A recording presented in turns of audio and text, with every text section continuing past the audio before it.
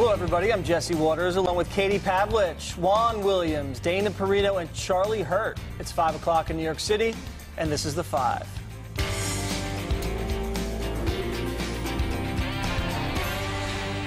President Trump is taking his America First message on the road. In less than 2 hours from now, he's going to be firing up the crowd in Tampa, Florida to drum up support for gubernatorial candidate Congressman Ron DeSantis, who's seen a dramatic turnaround in the polls after Trump endorsed him. DeSantis is getting a lot of attention for this funny pro-Trump campaign ad. Everyone knows my husband, Ron DeSantis, is endorsed by President Trump, but he's also an amazing dad. Ron loves playing with the kids. Build the wall. He reads stories. Then Mr. Trump said, "You're fired."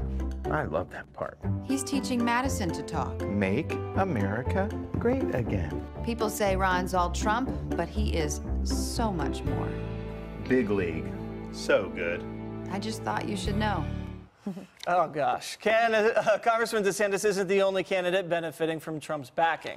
The president is on an endorsement hot streak. Candidates he has supported have won 9 out of the last 10 contested races, including all primaries. The question is, will Democrats be able to stop this momentum in the midterms? Juan Williams. So when Donald Trump goes out on the stump, and he holds these big rallies, he's very entertaining, and he sucks up a lot of the oxygen. He dominates the local media markets, and he raises a lot of money. He's funny out there. Is that something the Democrats look at and fear, or do they want Trump, in the spotlight? I think they welcome it. In fact, so that you talk about the streak that Trump has. I want to go back to Abe Lincoln, because Trump says he's more popular among Republicans than Abe Lincoln.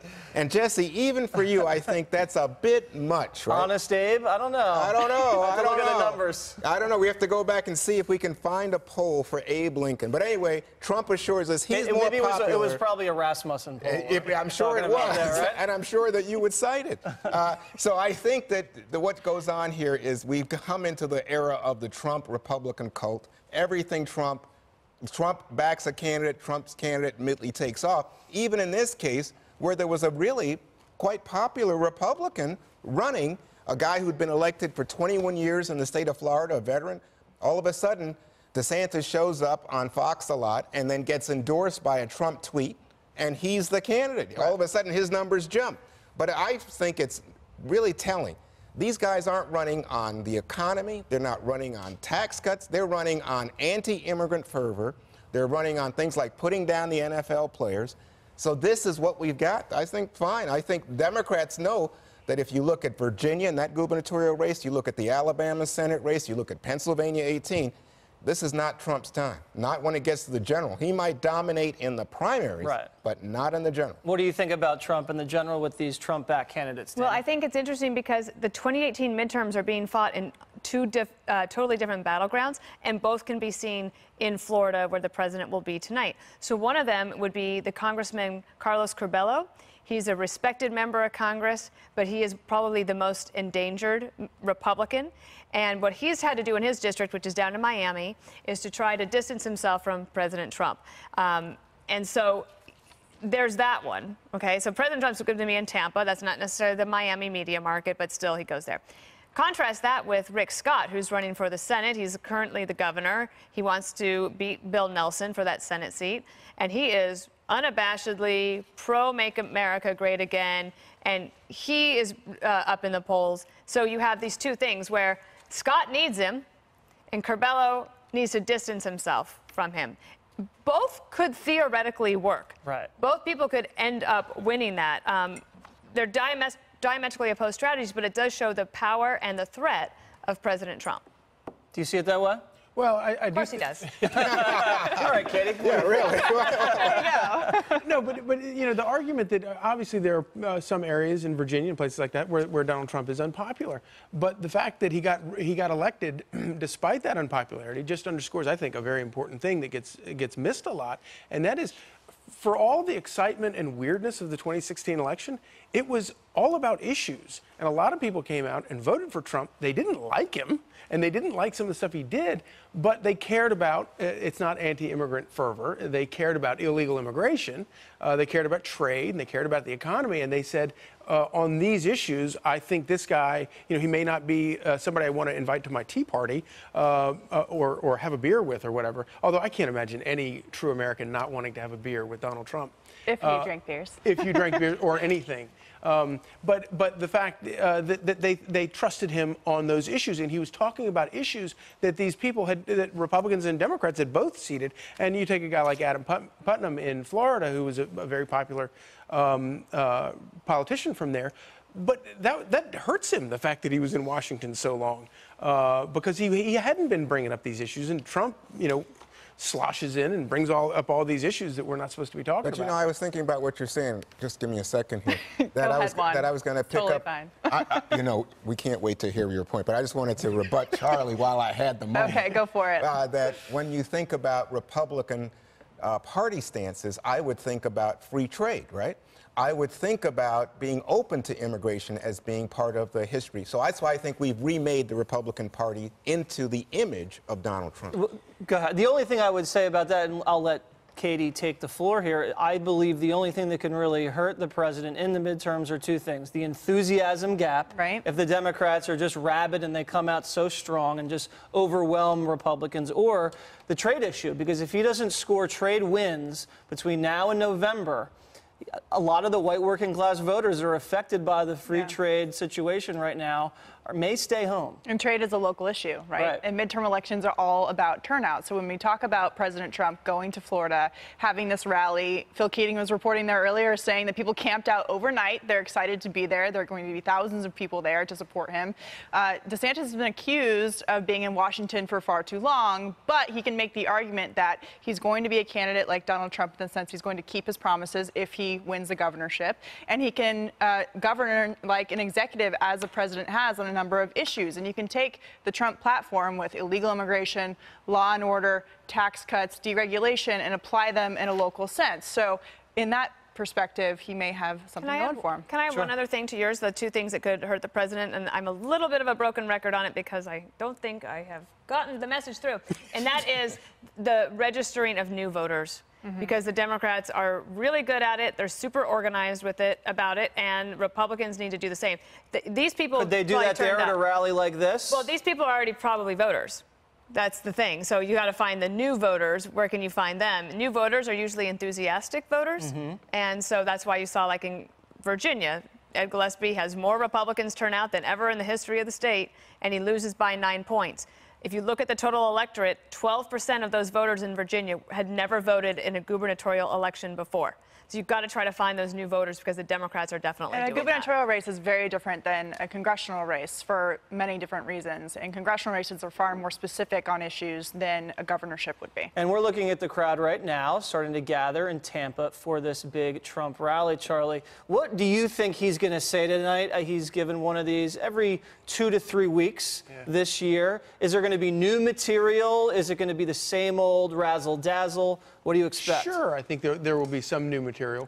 But I also think that one of the really appealing things about Donald Trump all along has been the fact that he has actually brought in new voters, people that haven't voted before or that have been apathetic about them. Like, they were Obama voters and they became Trump voters. But you'd walk into a truck stop in the middle of the 2016 election and you'd walk by a couple of guys that had never, that you'd talk to them and they'd never voted before, and they'd be talking about what Donald Trump had said the night before, or that they listened to on the radio, and that, I think, under any, and it was like with President Obama in 2008, where he was running this very different campaign. It was a very hopeful campaign, unlike the 2012 campaign, but it was very hopeful, and he was bringing in new people that were very cynical about politics, and in both cases, I think it's very good for the Republic to get new people in. So the man who usually sits in your seat, Charlie, Mr. Gutfeld, often says to me, America's watching 2 movies.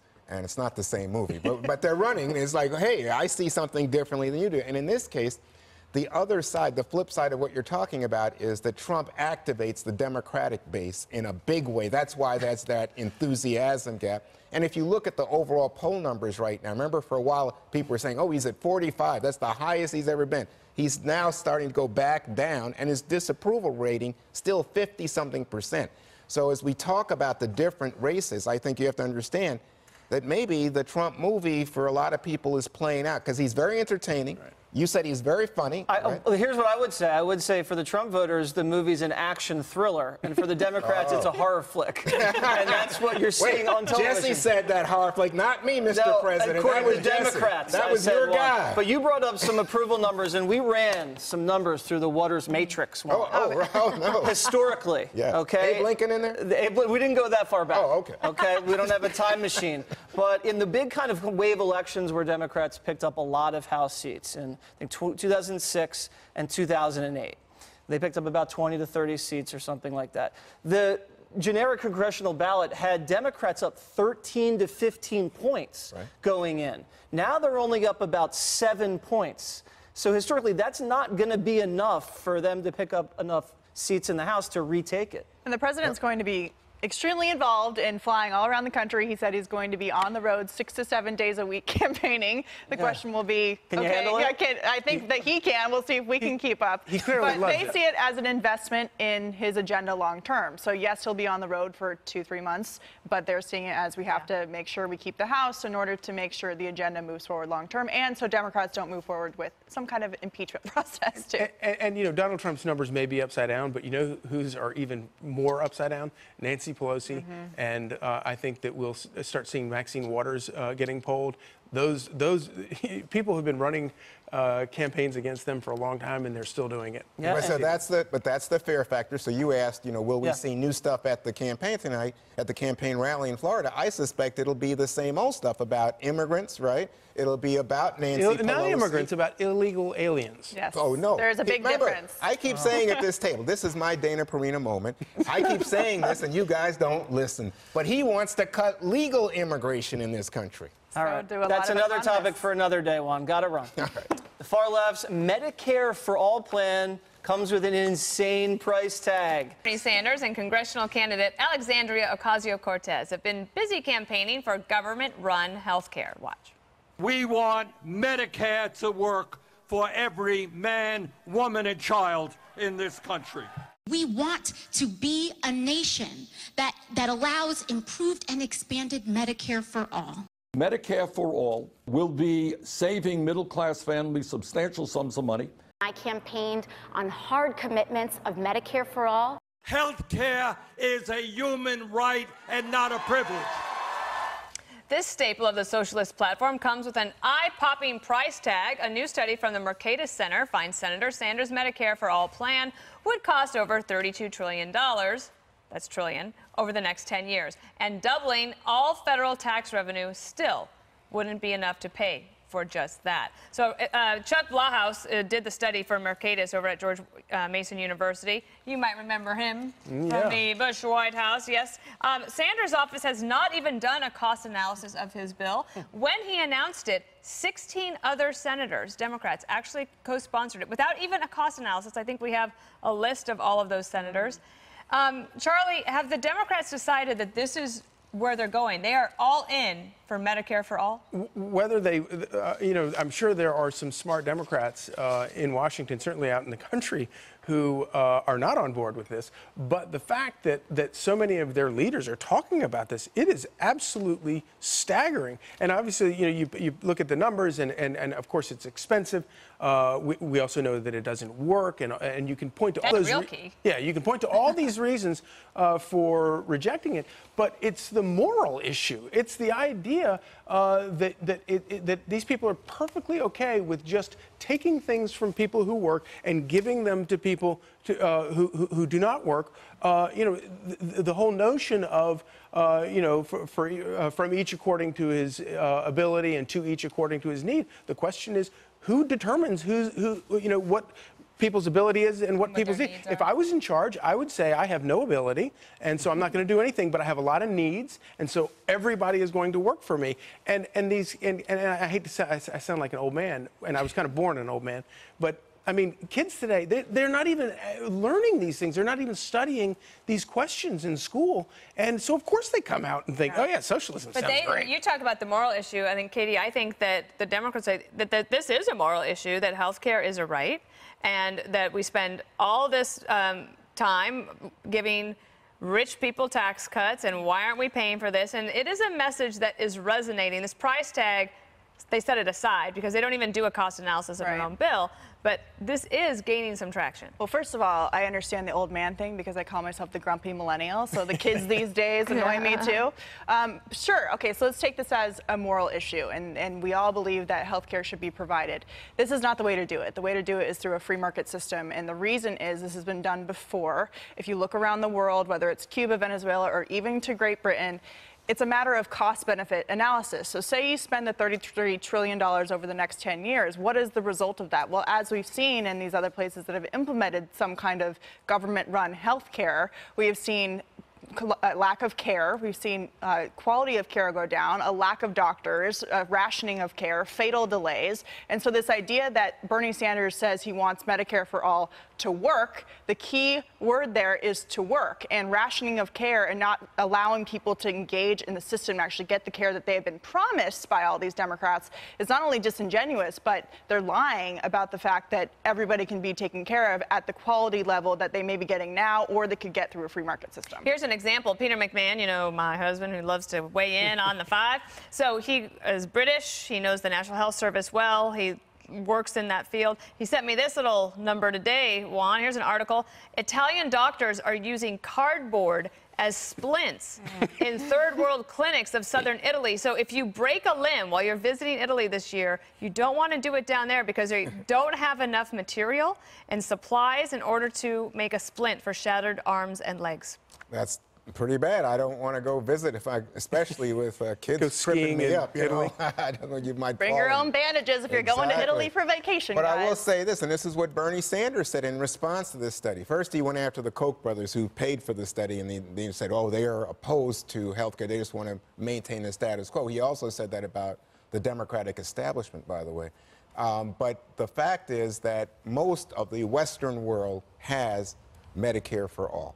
And not only that, they provide health care at a lower cost with better outcomes than we have in the United States. So when people say, hey, leave it to the free market, according to who? According to every study. Nobody, no, that's not an argument about I that. will even challenge every that. study, name one. Name one. one. I don't have it's to the name Juan them. Institute. Name one study. There's Just all one. these studies that have indicated that we spend the most on health care, Jesse. For quality health care no, compared to the rest of the world. This is what I was going to say. Juan, the you can still get a reality regular is that cast in our emergency rooms are jam-packed with people and you get who a real should cast. be getting primary care. They shouldn't be in the emergency room, and they're driving up my cost, your cost for health care. Our system isn't perfect, but let me get Jesse in there. Tell us what we need to know about this. Well, I have a little anecdote like the Italian one. In Venezuela, sick people are taking dog medicine. That's how bad it is in Venezuela. And this is how they pay for it. They're going to have to, in order to get to $32 trillion in America, they will have to raise the top rate from 37% to 74%. They will raise middle-class tax brackets from 20% to 30%. They're going to take the corporate tax rate from 20 to 40%. Then they're going to impose a carbon tax. Then they're going to impose a 20% national sales tax. Then they're going to take the payroll tax and jack that up to 10%. And then they were going to say, we want to bring U.S. military spending to the level of France. And even that, after all that still doesn't pay for And then in the end, Margaret Thatcher would have been correct about the problem with socialism is running out of other people's you know where money. we've heard this before? We've heard this from people who said, Social Security, that'll kill the country. That's socialism. Well, give it 12 more years. All right, basketball star LeBron James claiming President Trump is trying to divide the country. Hear his stinging words when we return. James crying foul on President Trump. The NBA superstar slamming the president, claiming Trump is using sports to pull Americans apart. You know, we are in a position right now in America, more importantly, where this race thing is taking over. He's dividing us, and what I noticed over the last few months, that he's kind of used sport to kind of divide. I would never sit across from him. You would never? You want to talk to him? No. I sent that across from Barack, though. Meanwhile, Kim Kardashian taking a different approach. She's worked with the president on clemency for a drug offender, and she refused to trash Trump while being pressed by Jimmy Kimmel. Watch this. I have nothing bad to say about the president. You know, right, he's done you something still have people amazing. on the list. So you know? I'm very focused, and you know, but I don't agree with everything either. So my sports fan friend Charlie's here. So Charlie, you're a guy who follows sports like I do. You hear LeBron James come out in this way and say, in fact, Trump is offering cover to encourage people to say racist things, behave badly in the country. What do you think? Well, first of all, I love LeBron James. I admire him. I think he's an amazing athlete and obviously has worked very hard to accomplish all that he's accomplished. But I think his read here is disastrously wrong. First of all, I think a lot of this stuff started with the NFL kneeling. And the problem with that is that the national anthem is the one, we can all have our disagreements, and we do have our disagreements, and that's fine. But the one moment where we're all supposed to all stop and remember that we're all on the same team and we all are aiming to make this country a better country is when we say the national anthem. And so when you have these guys coming out trying to make a political statement at that moment, it doesn't work, and it really does fracture the fabric of society, I think. The second thing, of course, is that, you know, this after 8 years of President Obama, who managed to, I think, politicize absolutely everything, including the CIA and the IRS. But also, you know, to a large degree, President Obama had an opportunity, I think, to heal a lot of racial disagreements in this country. And I think you would agree. I don't think that we're better off after 8 years of that. And I was somebody who actually really did believe in 2008 that the good that would come out of, I didn't support him and wouldn't have voted for him, but the good that could have come out of that would have been some you know, amelioration of that. So Dana, Kim Kardashian, on the other hand, has worked with the president and gotten a woman, Alice Johnson, released from prison. She was there on a low-level drug crime conviction. Well, it wasn't, as Jesse pointed out, I mean, it wasn't that low level, but did the grandmother deserve to be granted this clemency? I think so. And what Jimmy Kimmel said is there are other people on the list, like Matthew Charles, who is wrongly in prison right now. And so I hope that case it's right now before the Justice Department. Hopefully that one will get some attention as well. I think that she's kind of got the right idea here, which is that if you've got an issue and you want somebody powerful to help you solve it, you can figure out a way to work with them. And I think that LeBron James, I respect him. His decision to not want to sit down across from him, that's fine. But he is a leader in the country, LeBron James, and in sports. And he has the power to meet, and he has the power to convene. And if he changes his mind, I think that he might find a willing partner in the president to have a conversation at least. Yeah, I think that he should give the president actually a little more credit, because if you had this meeting, I think Donald Trump would actually listen to his concerns and see what he could do within his administration to kind of help him further his goals. I mean, he seems like he's doing a lot of really great things. He just opened a school, Promise School, yesterday in Ohio to help the Ohio public school system with the lowest performing students to bring them out of poverty so they actually have a future. This is a president who believes in school choice to give students in poor neighborhoods a better future for themselves. So I can understand why he wouldn't want to sit down. That's totally his right and his choice not to. But I think he actually could maybe have an impact on the president and use the power of the federal government to help some of his programs. So Jesse, but it seems like everybody here doesn't want to talk about Trump igniting racial division in the country. And I mean, I don't understand it. I mean, in fact, LeBron said after, you know, some of the things that Trump has done, he worries about his kids. Well, I mean, he has a right to worry about that. That's fine. And LeBron has put his money where his mouth is. He's doing a lot for education in the state of Ohio. I just disagree with his strategy. I would sit down with the president. The president will sit down with Kim, the mullahs, Kim Kardashian, to everybody, and they can get results. And Kim has gotten results, not the one in North Korea yet, but Kim Kardashian. I don't believe that Trump divided at all on the anthem. I believe Trump led on the anthem. It was Kaepernick and the other people that knelt and started the division during a time when there should be unity there. And it's not a divided issue on that point. It's not a 50-50. It's like 70-30 on kneeling during the anthem. And among NFL fans, it's about 90-10. Right. So I would expect the president to come out and stand with the flag on that. Well, I just don't think that most Americans thought that there was a big controversy when this first started. I think Donald Trump used it in a way to stir his base. We covered it pretty much in 2015. All right. For all of you suffering from gut-filled monologue withdrawal, never fear, Greg is here, and he's giving us a sneak peek of his exciting new book. That's next on The Five. The movie Game Change. I've been on vacation in the nude rodeo camp, didn't have cable. Pop stars are crying. Comedians clutch their Xanax. Trump has won. Cher says she's moving to another planet as if she wasn't already living on one. Al Gore must be sobbing into his bowl of fried kittens. Identity politics is the 7-Eleven of self-esteem, a quick stop to become whoever you are. Instead of Shark Week, why not? Oh my God.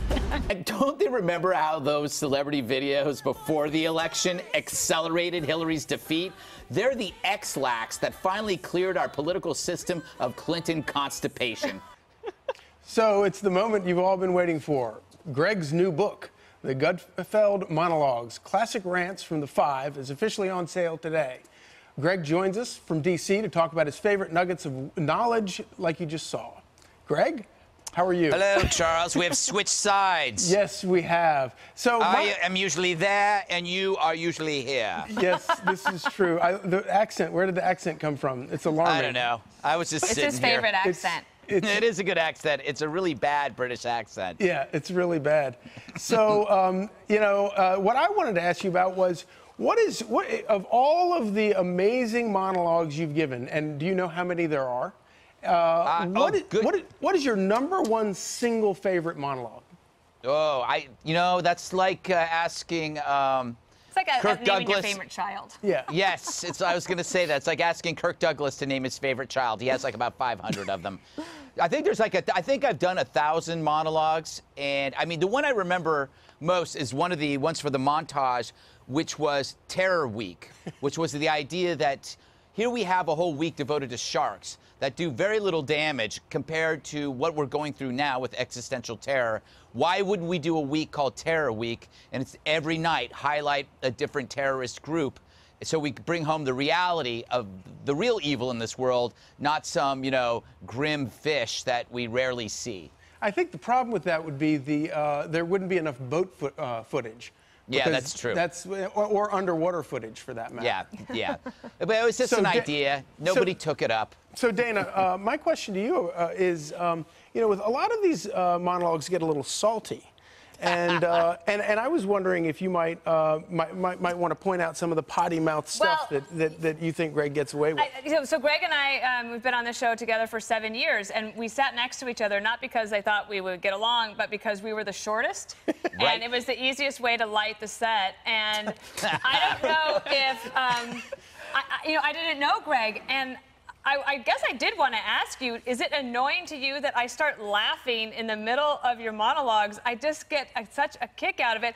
And it is true, Charlie, there are times when there are things that I don't understand and that I have to ask him about in the commercial break. Like butter sticks? But it is, yeah, butter sticks. But really, your monologues are certainly my favorite part of the show. Well, the whole, going back to when this started, the whole point of me being on the show was basically just at the end of the show, some comic relief, not really participate in anything else, but write this one little thing and provide some levity in otherwise, serious news. And it kind of evolved, I guess, into, I don't know what it is. I like to think of it as like the monologues are me trying to voice something that everybody's thinking, but they haven't articulated it yet. Mm-hmm. They might say it, but they haven't said it yet. So I always figure that each monologue has to be an unspoken truth that I'm helping to express. So I think maybe that's why you laugh. People laugh when they hear something that's in their head. Yes, and I think, you know what I mean? And if you think I would never have thought to say it that way, right? Yeah, I think that if you're onto something there. Obviously, and it's been going preoccupied. well. I am preoccupied with certain kinds of, filthy things. So it's like, humor. Potty humor. Oh, I haven't grown up. Greg, I have a question. Sure. This is Katie. I'm filling in today. Nice to see you. Hi, Katie. I do miss you being here, though. So when do you figure out how to write these things? Like, are you in the shower? Are you sleeping in the middle of the night and you wake up terrorized by your own thoughts and you have to get on your computer and write these things? Do you write them by hand? Do you write them on your computer? I write it. Generally, what happens now is Megan Albano, the producer, will send me some options, and I like getting options because I don't like to think. Oh. So if somebody says do this, I kind of like it, even if I hate the idea. Especially if I don't like the idea, it's a fun challenge to create something out of something that wasn't there. I write it on my computer. It takes me 20 minutes. Then I go to the gym, and then I'm on the stair climber, and I have my clipboard. I like the visual there. And so I'm on the stair climber for an hour working on questions for the show, but also kind of reworking it. And then I edit the monologue all day. I basically rearrange the monologue constantly, which is like, seems like a big waste of time because it always ends up being back the way it was. But that's kind of like, I'm a neurotic person. All right, good to know. Glad to know. As if you did not know that.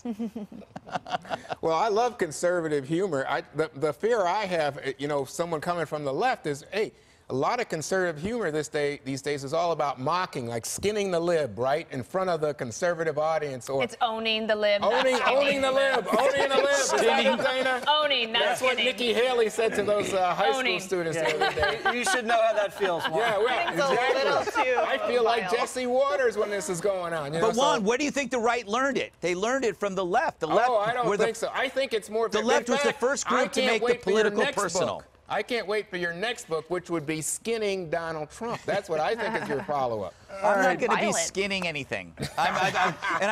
What I'm interested in is finding the unspoken truth and having fun with it, whether it's right or left.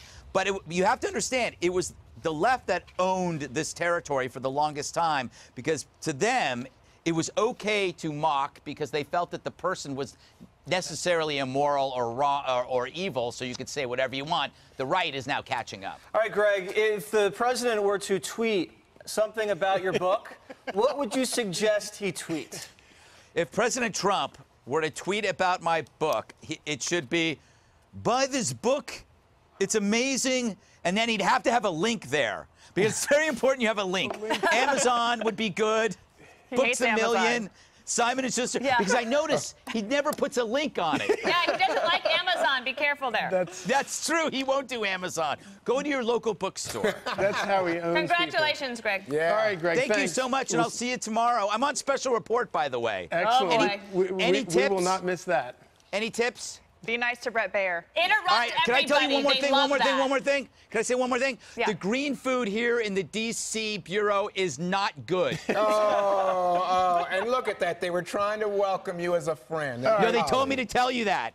They told me to tell you that. We'll see you tomorrow. Bye. Next, a brazen heist to steal a shark caught on video has America asking, what were these thieves thinking? That's ahead. So the music for that was perfect. This next story is hard to believe, but it's true, and it's all caught on video. Surveillance footage captures the moment thieves at the San Antonio Aquarium snatched a shark right out of the water and actually wheeled it out disguised in a baby stroller.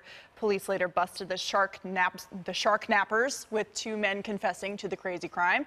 Thankfully, Helen the shark, that is her name, is back home and okay. So Jesse, this is something I think that you would do, but I think you'd be too scared. Oh my gosh. Not of getting caught, but because of the shark. It's like a fraternity prank, I Right. think, right? Yeah. I think we need to arm aquarium employees, right? I mean, this can't happen. We need to batten down the defenses. We need to protect these sharks with all of the firepower possible. This was obviously a soft target, and we need to do a little bit better job. But sharks have self-defense with their teeth. This is what the investigators said, that one of the men grabbed the shark by the tail while the other two people involved wrapped it in a wet blanket and wheeled it out.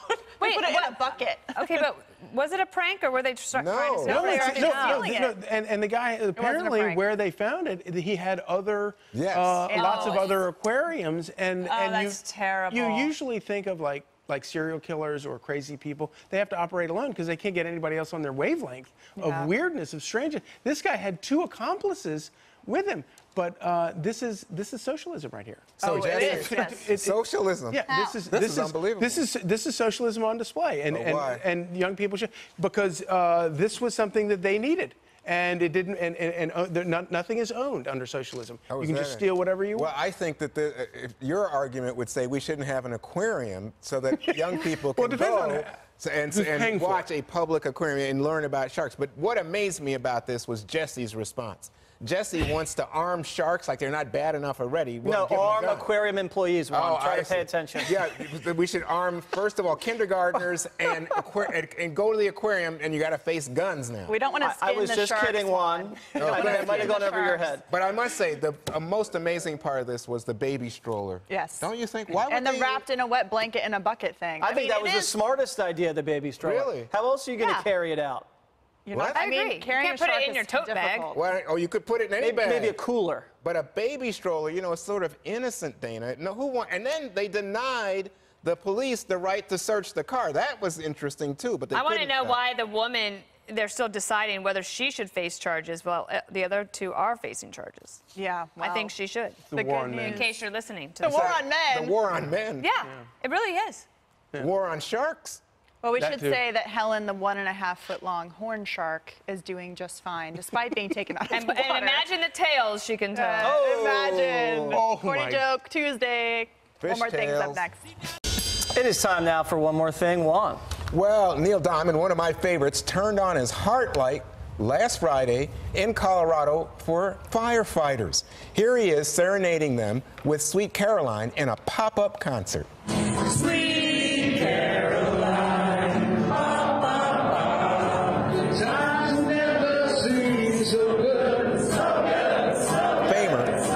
Has Parkinson, rarely performs in public these days, but he was playing for dozens of firefighters who've been battling a massive blaze around Lake Christine in central Colorado, and he's lived in that community for years.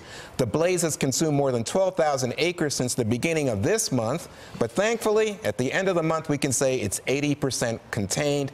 Thank you so much to Neil Diamond.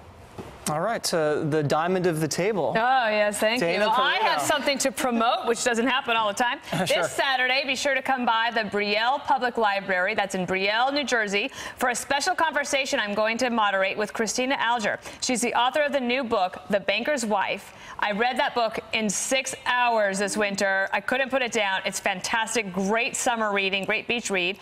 The event starts at 10 a.m. on Saturday, August 4th. You can RSVP by visiting booktown.com/event. And if you can't make it to that event, of course, you can buy her book wherever you can buy hers and Greg Gutfeld's book. And also tomorrow, there's a very special guest I'm going to have as part of my One More Thing. Oh, that's exciting. Is it your a little dog? tease. It's a little tease. I will not even tell you. All right. Well, I read a book this summer in 5 hours, so there. All right. Well, little golden books are pretty easy. Oh, I walked right into that one. Zing. There we go. It was actually the art of the deal. All right. So in France, this guy's got a jet-powered hoverboard jetpack. And check this out. The French actually are better than we think. This guy hovers up in the air and then hovers out into the middle of the ocean. Check this out. Wow. This is the future, folks. You know how Gutfeld always has a bunch of robots playing around and serving you coffee? This is the future right there. People are going to be doing this. You can get across the water right here real quick. I know. This is how I'm going to be commuting to work. What happens if it breaks? Katie, I was going to say, Katie was, skydiving and forgot about pulling the string. Never going to let me live this down. No strings on the jetpack. All right. So I consider myself a bit of a connoisseur of liquor stores, but I must say I've never seen this before. You expect to see alligators in Florida, but it's not every day you find one in a convenience store. What is he doing? Florida man Robbie Stratton decided to bring an alligator with him while making a beer run. Here he is chasing people around with a reptile, even going into the walk-in fridge with it. Stratton said he was blackout drunk at the time. Oh, sorry. What was that? What is that? Sorry, but that is so awful, and I'm sorry. He had tape around his snout. He's terrorizing people. No, honestly, that is bad, and I'm sorry I just said that, but I mean, so bad. If anybody deserves to be called that, it's me or that guy. All right, Katie, what do you got? That is like an armed robbery with a weapon, which is an alligator. Okay, never had Dana say that before. Sorry, guys. This is a story from a local news station, New York One, and we wanted to share it with you. Cesar Pazmino has worked for the Department of Transportation for 27 years. And is in charge of taking care of the flags on on the Brooklyn Bridge. There are 2 flags, one on each tower, that fly 24/7 throughout the year. It seems like a fitting job because Caesar was born on the 4th of July and immigrated here from Colombia with his parents when he was 10 years old. Both of his sons are police officers, even more patriotic. He says the hardest and most meaningful part of the job is when he lowers the flags to half-staff to honor fallen police officers or city workers killed on the job. So, Cesar Pazmino, you are amazing. Our hats are off. He's amazing, to you. and I'm sorry. Amazing. I'm sorry. Amazing show. Set your DVRs. Never miss an episode of The Five.